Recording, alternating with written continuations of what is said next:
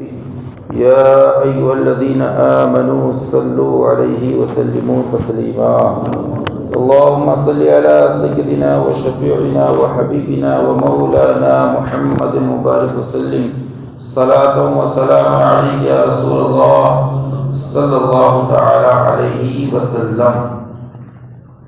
بات چل رہی تھی زکوٰۃ کے تعلق سے، اس پر کل آپ نے ایک لمبی حدیث کا ترجمہ سماعت فرمایا۔ آج جو حدیث کریمہ آپ کے سامنے پیش کی جا رہی ہے، اس حدیث کے راوی حضرت ابو ہریرہ رضی اللہ تعالی عنہ ہیں۔ کیا نام ہے؟ حضرت ابو ہریرہ رضی اللہ تعالی عنہ، بڑے جلیل القدر صحابی ہیں۔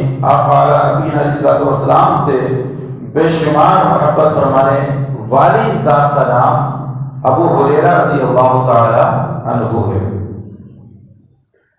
سب سے پہلے اس بات کا خیال کیجیے گا کہ جس طریقے سے سونا اور چاندی پر زکوٰۃ فرض ہے، اسی طریقے سے وہ مال تجارت کہ جو ہم نے تجارت کے لیے جس کو خریدا ہو، چاہے وہ کسی بھی شکل میں ہو، کپڑے کی شکل میں، لوہے کی شکل میں، پلوٹ کی شکل میں، اگر اس کو ہم نے تجارت کی غرض سے خریدا ہے تو اس پر بھی زکوٰۃ فرض ہے۔ جو بھی آپ کاروبار کرتے ہوں، اگر وہ تجارت کی غرض سے ہے تو اس پر بھی زکوٰۃ فرض ہے۔ ایسے ہی اگر کسی کے پاس سونا چاندی نہیں ہے لیکن اس کے پاس اتنا پیسہ ہے کہ جس سے 7.5 تولہ سونا یا 52.5 تولہ چاندی وہ خرید سکتا ہو تو اس پر بھی زکوٰۃ فرض ہے۔ اگر کوئی شخص نصاب کی ملکیت کو پہنچتا ہو تو وہ مالک نصاب ہے اور اس کو زکوٰۃ ادا کرنا ضروری ہے۔ ایسے ہی وہ جانور کہ جن کو ہم نے تجارت کی غرض سے خریدا تو ان جانوروں پر بھی زکوٰۃ فرض ہے۔ اب ان جانور کی مقدار کتنی ہونی چاہیے کہ کتنے جانور ہوں گے تو زکوٰۃ ہوگی، وہ پوری تفصیل انشاءاللہ میں آپ کو اسی کتاب کے ذریعے سے 1-2 دن کے اندر آپ کو سنانے کی کوشش کروں گا۔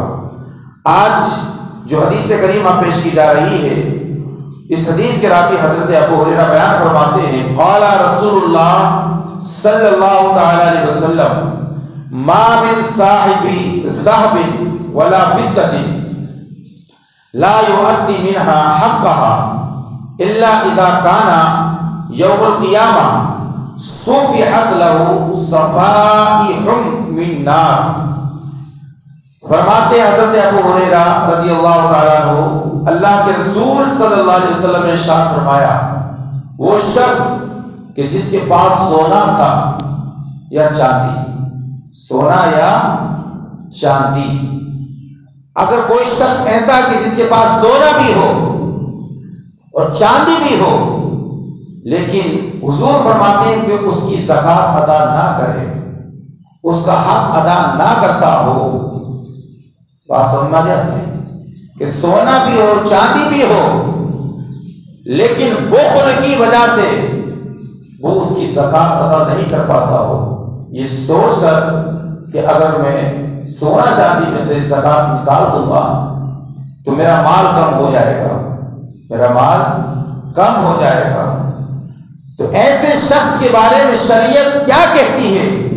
تو حضور نے فرمایا جب قیامت کا دن ہوگا، قیامت کا دن ہوگا، آقا علیہ السلام فرماتے ہیں آگ کو جو ہے پگھلایا جائے گا اور پگھلانے کے بعد اس کی آگ کو اس شخص کو جہنم میں ڈال دیا جائے گا، پھر اس سے اس کی پیٹھ کو اور اس سے اس کی پشت کو اور اس کی پیشانی کو داغا جائے گا، یعنی پیٹھ بھی داغی جائے گی اور پشت کو بھی داغا جائے گا اور پیشانی کو بھی داغا جائے گا۔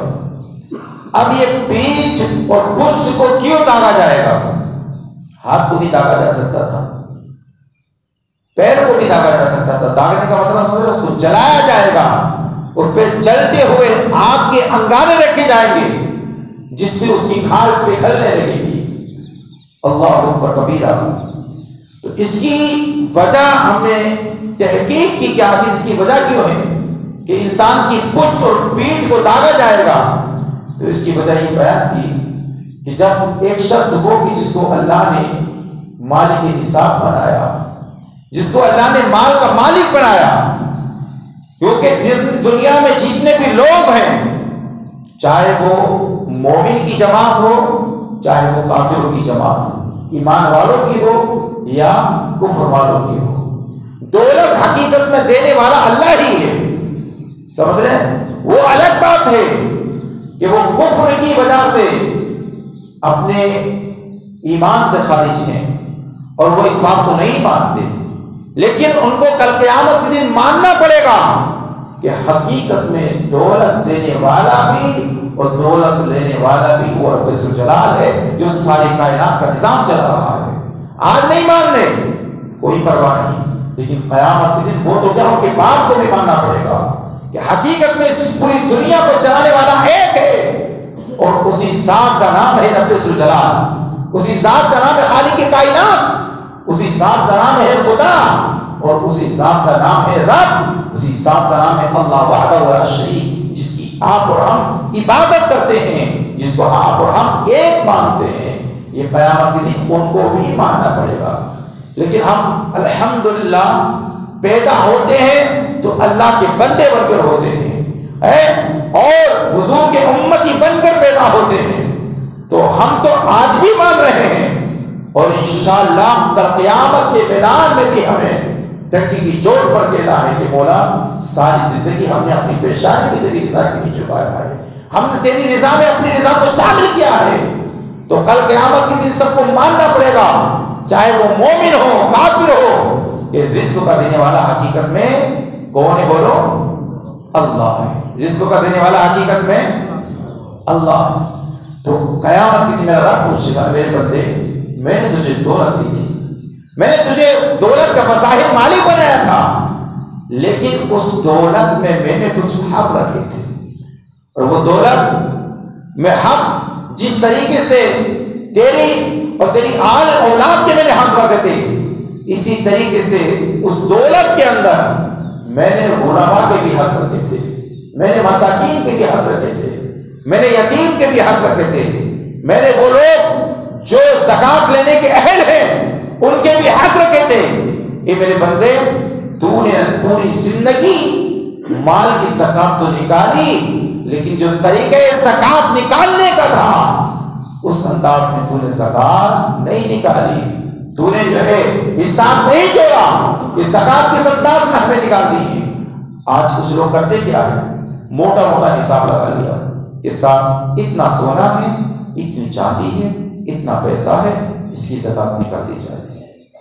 کیونکہ اگر وہ ذہن دلائیں گے تجارت والے پلوٹ کی طرح، تو تجارت والا جو پلوٹ ہے اس کی قیمت ہے 1 کروڑ روپیہ. اب آپ مجھے بتاؤ تو صحیح 1 کروڑ والا پلوٹ 2.5% سے کتنے روپے نکل جائیں گے؟ میرا میتھ تو اتنا مضبوط نہیں ہے، آپ اپنا میتھ بتائیے کہ 2.5% سے اگر 1 کروڑ روپے کی زکات نکالیں گے تو کتنی نکلے گی؟ بتائیے. میرے خیال سے 5 لاکھ کی زکات نکلنی چاہیے میرے خیال سے. آپ جوڑ لینا کیونکہ ہو سکتا ہے میتھ میں گڑبڑ ہو جائے. کتنی؟ 2.5 لاکھ کی زکات. 1 کروڑ روپے میں 2.5 لاکھ کی زکات. اب آپ اندازہ لگائیے 1 کروڑ روپے میں 2.5 لاکھ کی زکات. جو بندہ سوچتا ہے اور یہ تو بہت لمبا ہو گیا بھائی، میں تو بال بچے ہم سے جواب طلب کریں گے ابا 2.5 لاکھ کا کیا کرو گے؟ دے دو سونا چاندی میں سے، اس کی کیا ضرورت ہے؟ تو جب آدمی گھر میں بیوی بچوں کے سامنے مشورہ کرتا ہے تو آدمی بھی، کیونکہ یہ بات حقیقت ہے، کہیں نہ کہیں عورت کی بات مرد کو ماننی پڑتی ہے. اگر بیوی نے کہا چلنا ہے میری جہال میں تو آدمی کو چاہے ڈیوٹی چھوڑنی پڑ جائے لیکن میری جہال میں ضرور جائے گا، کیونکہ بڑی سرکار کا حکم آ گیا ہے. تو جب بڑی سرکار کا آرڈر آتا ہے کہ نہیں جی بہت لمبا ہوتا ہے 2.5 لاکھ، یہ تو پتہ چلا ہماری سمپتی کا کافی حصہ نکل جائے گا. تو آدمی کہتا ٹھیک ہے میں سوچ لیتا ہوں. شیطان نے کہا کہ ہاں جو تو سوچ رہا ہے نا وہ غلط ہے، لیکن جو بیوی نے مشورہ دیا وہ صحیح ہے. جو بیوی نے مشورہ دیا وہ صحیح ہے. یہ کون مشورہ دے رہا ہے؟ یہ شیطان مشورہ دے رہا ہے. اس لیے سرکار غوث اعظم نے فرمایا تھا مکان تو بنا رہا ہے بسنگے دوسرے لوگ. یہ جملے پہ غور کر لینا، اللہ کے ولی کا فرمان ہے. اور ایسے ولی کا فرمان ہے جو پیارے پیر ہے، روشن ضمیر ہے، بغداد والے سرکار ہیں، جن کا عالم یہ ہے کہ زمین پہ نگاہ ڈالتے ہیں تو تحت الثری دکھائی دیتا ہے، اور آسمان پہ نگاہ ڈالتے ہیں تو عرش معلیٰ دکھائی دیتا ہے. یہ وہ پیر والے پیر بغداد والے سرکار کا فرمان ہے.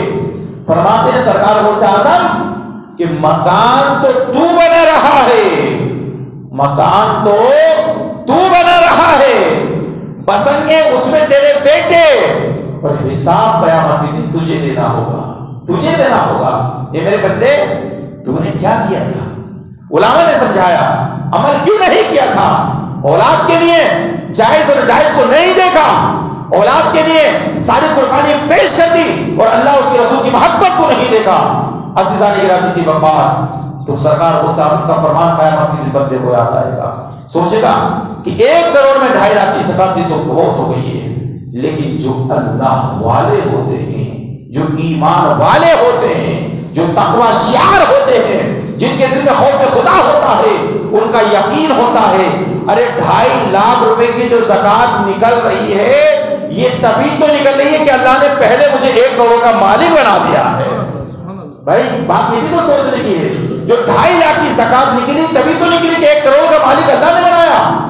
ورنہ 2.5 لاکھ کی زکات ہم بھی نکال سکتے ہیں، ہم بھی تو نکال سکتے ہیں، لیکن ہم 1 کروڑ روپے کے مالک نہیں ہیں. جب نہیں ہے تو ہم نہیں نکال سکتے. کوئی اور آدمی ہے وہ مالک نہیں تو نہیں نکال سکتا، لیکن جو مالک ہے تو وہ اس بارے میں سوچے کہ 1 کروڑ کا میں مالک ہوں، آخر اس 1 کروڑ کا مالک کس نے بنایا ہے، یہ دولت کس نے دی ہے. علماء فرماتے ہیں جو ہر سال اللہ کی راہ میں زکات نکالتا ہے، مان لیجیے کہ اس سال آپ کے پاس 1 کروڑ کا پیور تھا، میں تو یہی دعا کروں گا جتنے بھی مقتدیان یہاں پہ جلوہ فرما ہے اس سال اللہ تبارک و تعالیٰ احادیث مصطفیٰ کے صدقے میں آپ کو کروڑ پتی بنائے، اللہ آپ کو ارب پتی بنائے. آمین بول دو بھائی. کیا جا رہا جتنا پیسہ آپ کے پاس ہوگا اتنا غریبوں کا بھلا ہوگا، کیونکہ پیسہ حقیقت میں وہ ہے کہ جتنا پیار پیسے سے اپنے لیے ہو اس سے بڑھ کر پیار غربا مساکین کے لیے ہو کہ یہ پیسہ دوسرے لوگوں کا بھی اس میں حق ہے. تو اگر کوئی یہ سوچے کہ میں زکات نکالوں گا تو یہ میرا ماننا ہے کہ اس کا اللہ آٹومیٹک خود بخود ڈبل فرما دیتا ہے. ایک ہمارے بہت خاص تھے مرتبات میں، وہ انہوں نے ہم جب پڑھتے تھے بریلی کے اندر تو 500 روپے کی زکات نکالنا شروع کی. ہم جس مدرسے میں پڑھتے تھے تو وہ ہمارے مدرسے کو تعاون بھیجتے تھے. اب الحمدللہ 1 سال 500 کی نکالی، اس سے اگلے سال 1500 روپے کی نکالی. میں 10 سال کا ان کا تجربہ بتا رہا ہوں، کیونکہ ہر سال وہ ہمیں بلاتے تھے اور مدرسے کے لیے بھیجتے تھے. ہمارے خاندان والے سب مل کے وہاں کے لیے الحمدللہ بھیجتے تھے، کیونکہ 400 بچے وہاں پر زیر تعلیم ہے، بہت بڑا ادارہ ہے. اب ہوا کیا، ایک دن ایسا آیا انہوں نے جب 5 سال گزرے تو مدرسے کے لیے 50,000 روپے بھیجے. میں بولا 500 سے 50,000. کہا حضرت جس دن سے میں نے پلان بنایا ہے ہر سال اللہ اس میں کئی گنا اضافہ فرماتا ہے، اور آج ان کی زکات 20 لاکھ کے قریب نکلتی ہے. 20 لاکھ روپے سال. تو زکات زیادہ تبھی نکلے گی جب مالیت زیادہ ہوگی، اور جس کے پاس مالیت ہی نہیں ہے تو وہ زکات کیا دے گا بیچارہ. بھائی زکات وہی تو دے گا جس کے پاس دولت ہوگی. اب دولت دیتا کون ہے؟ اللہ دیتا ہے. جب دولت اللہ دیتا ہے تو میرے رب نے فرمایا قل اللہم مالک الملک تؤتی الملک من تشاء وتنزع الملک ممن تشاء وتعز من تشاء وتذل من تشاء بیدک الخیر ان اللہ علی کل شیء قدیر. اے محبوب آپ فرما دیجئے بادشاہت اور دولت کا دینے والا بھی اللہ ہے، اس کا چھیننے والا بھی اللہ ہے، عزت کا دینے والا بھی اللہ ہے، ذلت کا دینے والا بھی اللہ ہے. ساری بھلائی اسی کے دستے قدرت میں ہے. ان اللہ علی کل شیء قدیر. اللہ ہر چیز پر قادر ہے، اللہ ہر چیز پر قادر ہے. تو جو دولت دینے پر قادر ہے وہ دولت لینے پر بھی قادر ہے. اس لیے دولت سے پیار نہیں کرنا. دولت کماؤ لیکن دولت سے پیار نہیں کرنا. جو آدمی دولت سے پیار نہ کر کے دولت کماتا ہے اللہ اس کو اور عطا فرما دیتا ہے. سرکار فرماتے ہیں قیامت کا دن ہوگا اگر اس نے اپنی مال کی زکات ادا نہیں کی تو اس کی پشت اور اس کی پیٹھ کو اس لیے داغا جائے گا کہ وہ غریبوں کو پیٹھ دکھاتے چلا جاتا تھا. غربا آتے تھے دے دیجیے اللہ کے نام پر, لیکن وہ پیٹھ دکھا کے بھاگتا تھا. سرکار فرماتے ہیں قیامت کے دن جلتی ہوئی آگ کو جلتی ہوئی آگ سے اس کی پیٹھ کو داغا جائے گا. اللہ اکبر کبیرہ. اور یہ پیٹھ داغنے کا سلسلہ برابر رہے گا. اعدت له في يوم كان مقداره 50,000 سنة حتى يقضى بين العباد فيرى سبيله إما إلى الجنة وإما إلى النار. میرے مصطفیٰ فرماتے ہیں اس کی پیٹھ برابر داغی جاتی رہے گی یہاں تک کہ 50,000 سال کا جو دن ہوگا وہ اس کو دیکھ لے گا. بندوں کے درمیان فیصلہ ہوگا. اب وہ اپنا راستہ رہے گا, یا تو جنت ملے گی یا جہنم ملے گی. اس لیے میرے مصطفیٰ نے فرمایا فیصلہ تمہارے ہاتھ میں ہے. جنت میں جانا ہے تو اللہ کا حق ادا کرنا ہوگا, اور جنت میں نہیں جانا ہے تو حق ادا نہیں کرنا ہوگا. ابھی بہت کچھ, یہ بہت لمبی حدیث ہے. اب جانور کی زکات کہ کتنی بکریاں ہوں گی تو کتنی زکات, کتنے اونٹ ہوں گے تو کتنی زکات, کتنے گھوڑے ہوں گے تو کتنی زکات, یہ پورا واقعہ انشاءاللہ آئے گا زندگی میں دیا صاحب. تو کل آپ سے ہوتی ہے ملاقات. بس